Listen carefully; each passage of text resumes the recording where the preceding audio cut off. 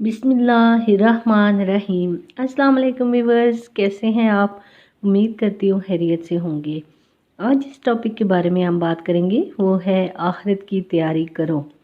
रसूल कायनात सल्लल्लाहु अलैहि वसल्लम ने जिन बुनियादों पर दीन की खूबसूरत इमारत हमें अता फरमाई, इनमें सच्चाई है, उनमें हुस्न है। दुनिया का बहुत बड़ा आदमी जिसने लिबरल होने का दावा किया है, दुनियादार होने का दावा कर लिया है, रात को जब वो अपनी चरपाई पर लेटता है और अपने लिहाफ में मुंह को छुपाता है और 2 मिनट के लिए वो सोचता है कि हम बहुत सा वक्त दूसरों को राज़ी करने के लिए करते हैं और बहुत से काम भी दूसरों को राज़ी करने के लिए करते हैं। मरते वक्त महसूस होता है कि अपने लिए हम कुछ कर ही नहीं सके, जिए भी तो दूसरों के लिए, उठने बैठने में भी दूसरों के लिए सब कुछ करते हैं।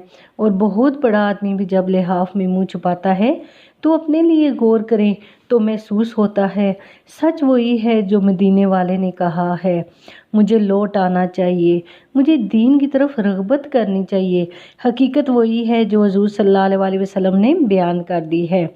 जब आपका मिजाज सच्चाई को कबूल करने लगता है और सच्चाई को कबूल करता है तो फिर मेकअप बुरा लगने लगता है, फिर मुलम्मा साजी से घिन आने लगती है और फिर वो चीज़ें जो सिर्फ दावों में रहती हैं वो बुरी लगने लगती हैं।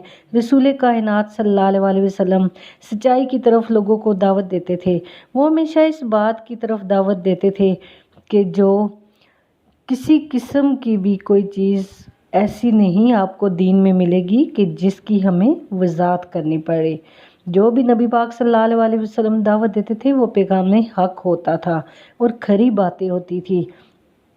और फिर भी हम वो चीज़ें क्यों तलाश करते हैं जो दुरुस्त नहीं?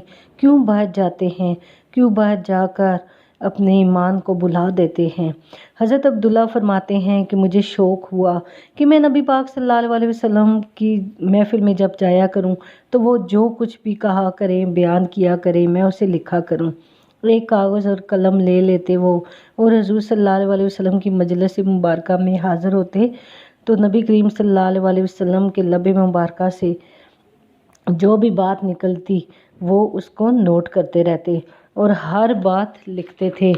और एक दिन एक साहबी ने मुझे देखा और कहा कि हुज़ूर कभी जलाल में होते हैं, कभी जमाल में होते हैं, कभी हदूद अल्लाह के कायम ना करने पर किसी पर गुस्सा भी फरमाते हैं, तो कभी हुज़ूर किसी साहबी से बढ़कर इससे बड़े राज़ी होते हैं तो उसके तलक से फिर बात कर रहे होते हैं और सारा कुछ वही फिर लिख देगा।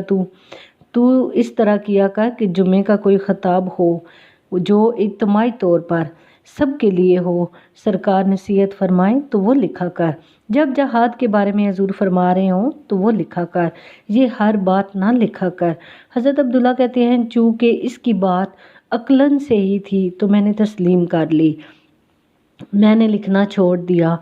लुत्फ़ तो मुझे तब आया जब चंद दिनों के बाद आका करीम सल्लल्लाहु अलैहि वसल्लम ने नज़र करम फरमाई। हुज़ूर अपनी मजलिस में बैठने वाले हर शख्स के बारे में जानते हैं, बैठता कहाँ है, आता कब है, करता क्या है। हुज़ूर सल्लल्लाहु अलैहि वसल्लम ने मुझे तलब फरमाया और हाज़िर बारगाह हुआ तो फरमाया, अब्दुल्ला लिखा जो करते थे तुम छोड़ क्यों दिया? कहते हैं पहले तो यही मेरे लिए काबिल रश्क था कि इनको पता है कि मैं महफिल में आकर एक कोने में बैठकर लिखता था। अर्ज़ किया, या रसूल अल्लाह सल्लल्लाहु अलैहि वसल्लम, एक साहबी ने मेरी रहनुमाई की कि हुज़ूर कभी जलाल में होते हैं, कभी जमाल में, तो हर बात ना लिखा कर। तो मैंने इरादा किया कि मखसूस खुतबात ही लिखा करूँगा, कुर्बान जाएं। हज़रत अब्दुल्ला फरमाते हैं मैंने हुज़ूर सल्लल्लाहु अलैहि वसल्लम की आंखों में अजीब रोशनी देखी। हुज़ूर फरमाने लगे, तू लिखा कर, लिखा कर, लिखा कर, उक्तुब उक्तुब। मैं जलाल में बात करूं या जमाल में बात करूं, मेरी ज़ुबान से जो भी निकलेगा हक और सच ही होगा। जब हम आदी हो जाते हैं ना सच के तो फिर हमारा ज़मीर बड़ी बड़ी गवाहियाँ देता है, हम फ़ौरन उसे मानते हैं या कुछ अरसे के बाद भी माने, किसी के हयात ज़ाहिरी में माने या किसी के चले जाने के बाद माने। बहुत सारी चीज़ें ऐसी होती हैं जिनकी हमारी तबीयत गवाही देती है। حضرت حسن بصری فتویٰ دیتے تھے۔ حجاج بن یوسف ظالم آدمی تھا، اس نے حسن بصری کے پیچھے فوجیں لگا دی جب انہوں نے اس کے بارے میں کوئی فتویٰ دیا تھا۔ حسن بصری کو گرفتار کر کے لو، اس نے یہ حکم دے دیا۔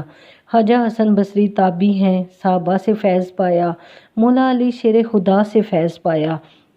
حضرت حسن بصری کے پیچھے فوجیں لگ گئی۔ آپ اپنے ایک مرید کی خانقاہ میں آئے۔ خانقاہ کہتے ہیں تربیت گاہ کو۔ وہ خانقاہ میں آ کر کہنے لگے کہ میرے پیچھے فوجیں لگی ہوئی ہیں، تو آپ کے مرید نے کہا کہ آپ اندر مسجد میں تشریف لے جائے، حبیب فوجیں آ رہی ہیں۔ حبیب اس خانقاہ کا مرید تھا جو حبیب فوج آ رہی ہے، سنبھال لینا۔ داتا صاحب فرماتے ہیں جب فوجیں آ گئی نا تو حضرت حبیب اجمی سے آ کر فوجوں نے پوچھا کہ یہاں خواجہ حسن بصری آئے تھے، کہاں گئے؟ تو آپ نے فرمایا میرے پاس دو راستے تھے، ایک تو میں کہہ دوں کہ مجھے نہیں پتا، دوسرا یہ کہہ دوں کہ اللہ جانے اور اس کا رسول جانے۔ کہتے ابھی میں کوئی حکمت کرنے ہی لگا تھا کہ میرے ذہن میں حضور صلی اللہ علیہ وسلم کا فرمان آ گیا کہ سچ بولو بچ جاؤ گے۔ تو میں نے کہا آج ذرا سرکار کے اس فرمان پر بھی ذرا صدق کے دل سے عمل کرتے ہیں۔ کہتے ہیں انہوں نے کہا کہاں ہیں خواجہ حسن بصری؟ تو میں نے کہا اندر مسجد میں نفل پڑھے ہیں، اور یہی سچ تھا۔ پولیس والے اندر گئے اور فوراً باہر آ کر کہنے لگے حضور آپ سے ہمیں یہ امید نہیں تھی مذاق کرنے کی، اندر تو کوئی بھی نہیں ہے۔ آپ نے فرمایا میری مسجد کا ایک ہی دروازہ ہے جس سے آپ بھی گزرے ہیں اور تھوڑی دیر پہلے وہ بھی اسی سے گزرے تھے، جو جا کر دیکھو۔ وہ دوبارہ گئے اور دوبارہ واپس آ گئے اور کہنے لگے ہم آپ کا بہت احترام کرتے ہیں، مہربانی کریں آپ، خواجہ حسن بصری اندر نہیں ہے۔ آپ فرمانے لگے تم میرا احترام کرتے ہو اور میں مدینے والے کے دین کا احترام کرتا ہوں۔ جب وہ چلے گئے تو حسن بصری باہر نکلے اور کہا حبیب اجمی کیا حکمت استعمال کی؟